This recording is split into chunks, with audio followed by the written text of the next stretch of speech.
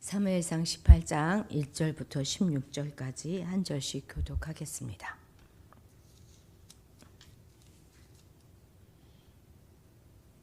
제가 먼저 읽습니다.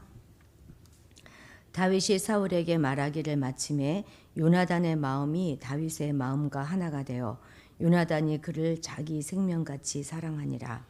그날에 사울은 다윗을 머무르게 하고 그의 아버지 집으로 다시 돌아가기를 허락하지 아니하였고, 요나단은 다윗을 자기 생명같이 사랑하여 더불어 언약을 맺었으며, 요나단이 자기가 입었던 겉옷을 벗어 다윗에게 주었고 자기의 군복과 칼과 활과 띠도 그리하였더라. 다윗은 사울이 보내는 곳마다 가서 지혜롭게 행하며 사울이 그를 군대의 장으로 삼았더니 온 백성이 합당히 여겼고 사울의 신하들도 합당히 여겼더라. 우리가 돌아올 때 곧 다윗이 블레셋 사람을 죽이고 돌아올 때에 여인들이 이스라엘 모든 성읍에서 나와서 노래하며 춤추며 소고와 경쇠를 가지고 왕 사울을 환영하는데, 여인들이 뛰놀며 노래하여 이르되 사울이 죽인 자는 천천히요 다윗은 만만이로다 한지라.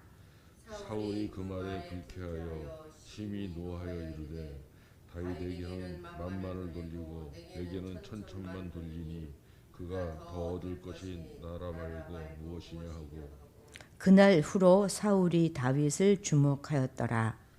그 이튿날 하나님께서 부리시는 악령이 사울에게 힘있게 내리매 그가 집안에서 정신없이 떠들어대므로 다윗이 평일과 같이 손으로 수금을 타는데 그때 사울의 손에 창이 있는지라. 그가 스스로 이르기를 내가 다윗을 벽에 박으리라 하고 사울이 그 창을 던졌으나 다윗이 그의 앞에서 2번 피하였더라.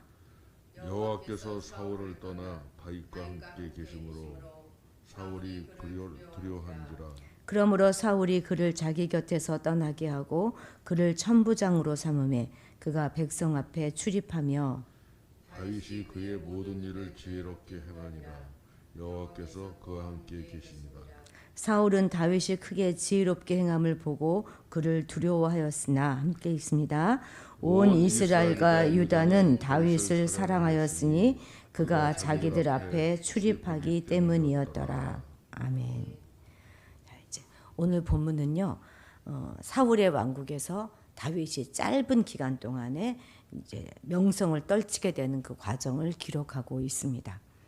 사실 다윗은 아버지의 심부름으로 형들의 안부를 알아보기 위해서 그냥 잠깐 들른 것인데 이스라엘 군대의 중요한 인물이 되어서 사울의 손님으로 사울의 곁에 머물게 되었습니다. 요나단은 다윗을 자기 생명처럼 사랑하게 되었고 사울도 처음에는 이 다윗을 아주 총애하였습니다. 그래서 사울이 다윗을 군대 장관으로 임명하였는데 이 결정을 모든 사람들은 지지합니다.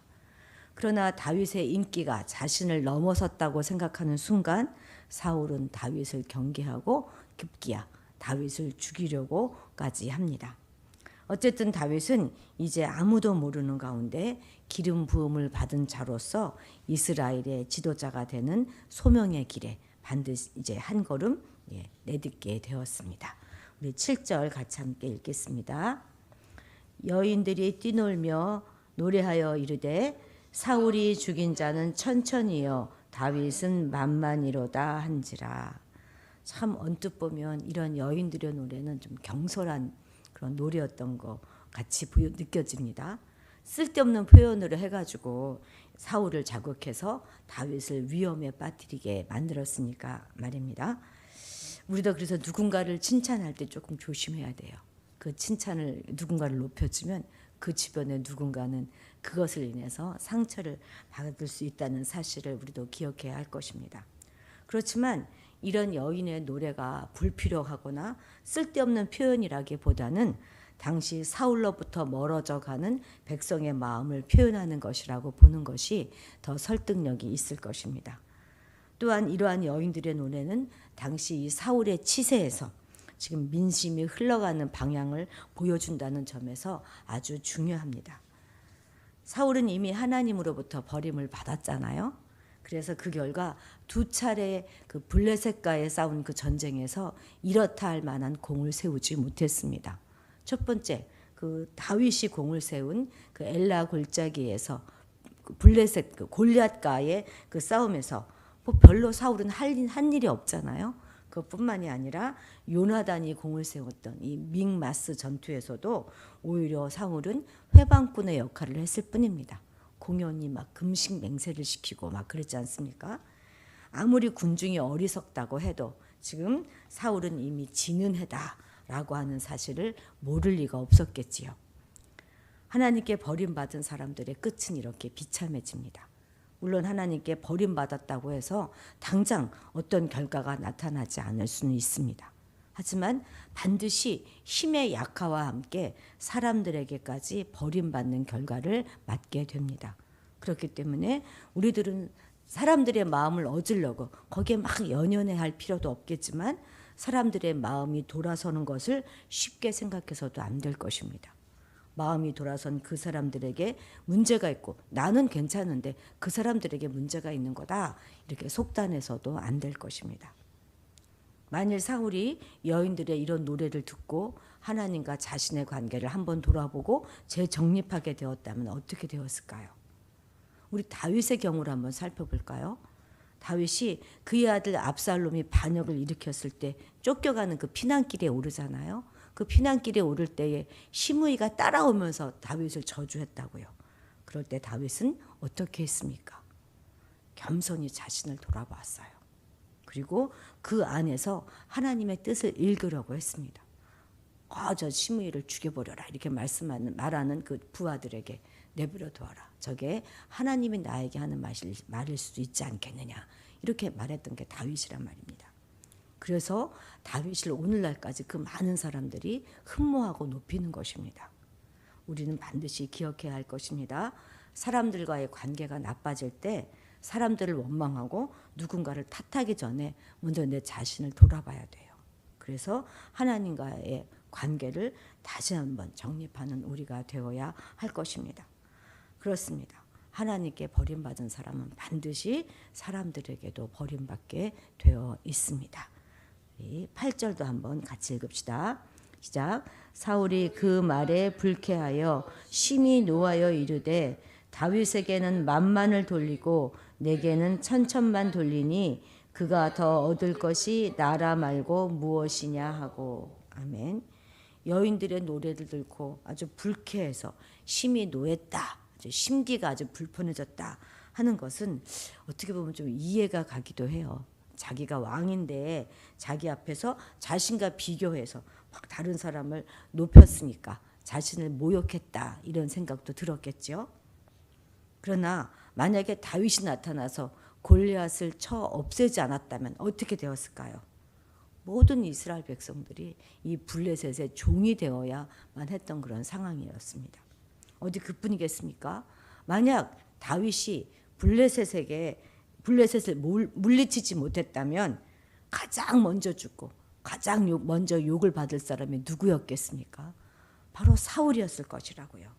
지금 다윗으로 인해서 지금 자신의 왕권이 보장받게 된 거 아니겠습니까? 사실상 이번 전쟁에서 가장 큰 수혜를 받은 사람이 바로 사울이다라고 말해도 과언이 아닐 것입니다. 애당초 그 앞에 17장 25절을 보면 골리앗을 이기는 사람들에게는 많은 재물을 주고 자신의 사위로 삼고 그리고 그 아버지의 집을 세금에서부터 감면해 주겠다 이런 약속을 해주지 않았습니까? 그럼 그 약속대로 다윗에게 보상을 해주고 부마로 삼고 나라의 절반이라도 내어주어야 하는 것이 마땅했을 것입니다. 그런데 지금 시기심이 발동되니까 어떻게 했습니까? 모든 이성이 다 마비되어서 은혜로 갚아야 될 것을 지금 원수로 갚고 있는 것입니다. 수단과 방법을 가리지 않고 다윗을 살해하기 위해서 혈안이 되어 있습니다. 바로 이것이 시기심의 진면목인 것입니다. 일단 시기심이 발동하게 되잖아요. 그럼 모든 인간의 그런 이성을 마비시킵니다. 바른 생각을 가지지 못하게 하고 살인도 불사하게 하는 아주 무서운 것이 바로 이 시기심입니다. 시기심에 한번 사로잡히면 평상심을 잃어버리게 되고 이성적으로 판단하는 것이 어려워져요. 자, 사울도 보십시오. 지금 여인들이 그렇게 노래했다고 해서 그것이 곧바로 다윗의 반역으로 연결된 다윗이 반역을 일으킬 거야라고 생각하는 것은 정말 지나친 비약이 아니겠습니까? 정상적인 사고가 불가능한 것이에요. 시기심은 이렇게 우리의 이성을 마비시킨다고 하는 거 우리가 꼭 기억해야 할 것입니다. 그래서 야고보서에서는 시기와 다툼을 세상적이요, 정욕적이요, 마귀적인 것이다 이렇게 규정하고 있습니다. 실제로 성경에 등장하는 그런 시기심에 딱 잡혀서 질투했던 그런 사람들을 한번 살펴봅시다.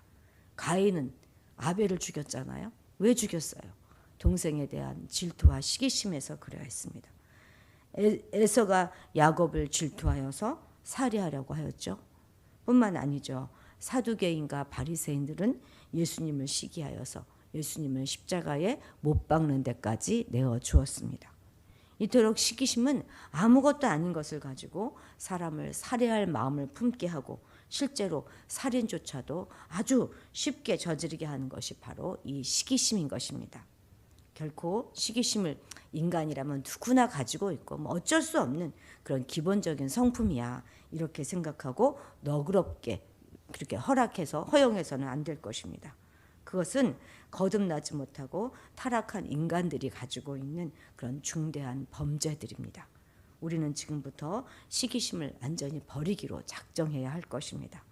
나와는 전혀 연관이 없는, 나랑은 관련이 없는 그런 성품이다 이렇게 생각하시고 완전히 버리기 위해서 애써야 할 것입니다. 혹시 누군가를 시기심에 질투하는 마음에 미워하고 그러고 계시지는 않습니까? 거기서 멈춰야 돼요. 누군가에 대한 시기심이 올라오면 얼른 엎드리시고 오히려 그분을 위해서 더 축복하고 그래서 그 시기심을 이기는 여러분들이 되시기를 주님의 이름으로 축복합니다. 기도하시겠습니다. 하나님 아버지, 우리 안에 있는 세상적이며 정욕적이며 마귀적인 시기심이 자라지 않도록 복음으로 충만케 하옵소서. 이웃에 대한 시기하는 마음을 버리고 축복하며 인정해주고 기다려주는 믿음의 사람이 될 수 있도록 도와주시옵소서.